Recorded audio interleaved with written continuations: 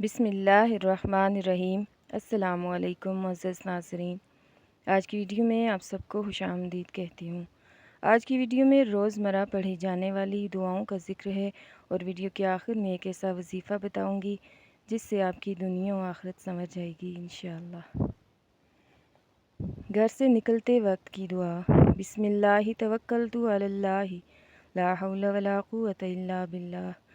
میں اللہ کے نام سے نکل رہا ہوں، میں نے اللہ پر بھروسہ کیا اور گناہ سے بچنے کی ہمت ہے، نہ نیکی کرنے کی طاقت مگر اللہ ہی کی توفیق سے۔ مسجد میں داخل ہونے کی دعا۔ اللہم افتح لی ابواب رحمتک، اے اللہ میرے لیے رحمت کے دروازے کھول دے۔ مسجد سے نکلنے کی دعا۔ اللہم انی اسألک من فضلک، اے اللہ میرے لیے اپنے فضل کے دروازے کھول دے۔ بیت الخلاء یعنی واش روم یا ٹوائلٹ میں داخل ہونے کی دعا۔ بسم اللہ اللہم انی اعوذ بک من الخبث والخبائث۔ ترجمہ: اللہ کے نام کے ساتھ داخل ہونے کو ہوں، اے اللہ میں تیری پناہ میں آتا ہوں ناپاک جنوں اور جنیوں سے۔ بیت الخلاء سے باہر آنے کی دعا۔ الحمدللہ الذی اذھب عنی الاذی وعافانی۔ ترجمہ: لائق حمد ہے ذات خدا جس نے مجھ سے تکلیف دور کی اور مجھے آرام بخشا۔ بسم اللہ الرحمن الرحیم۔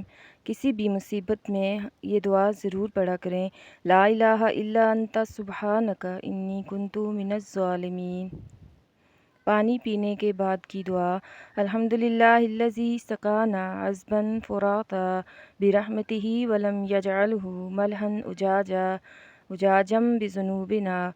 تمام تعریفیں اللہ تعالیٰ کے لیے جس نے اپنی رحمت سے ہمیں پینے کو میٹھا اور شفاف پانی دیا اور ہمارے گناہ کے صلے میں اسے کھارا اور نمکین نہیں بنایا۔ سورہ حشر کی آخری آیات پڑھنے کی فضیلت۔ حضرت سیدنا معقل بن یسار رضی اللہ تعالیٰ عنہ سے مروی ہے، نبی کریم صلی اللہ علیہ وآلہ وسلم نے فرمایا، جو شخص صبح کے وقت 3 بار اعوذ باللہ السمیع العلیم من الشیطان الرجیم کہے اور سورہ حشر کی آخری 3 آیات پڑھے تو اللہ عز و جل اس کے لیے 70,000 فرشتے مقرر کر دیتا ہے جو شام تک اس کے لیے دعائے رحمت کرتے ہیں، اور اگر اس دن مرے تو شہید ہوگا اور شام کو پڑھے تو صبح تک یہی فضیلت ہے۔ سورہ حشر کی آخری 3 آیات۔ بسم اللہ الرحمن الرحیم۔ هو اللہ الذی لا الہ الا هو عالم الغیب والشہادۃ هو الرحمن الرحیم۔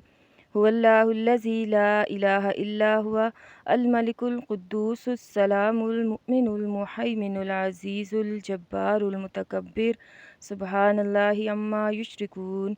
هو اللہ الخالق الباری المصور له الاسماء الحسنى یسبح له ما فی السماوات والارض وهو العزیز الحکیم۔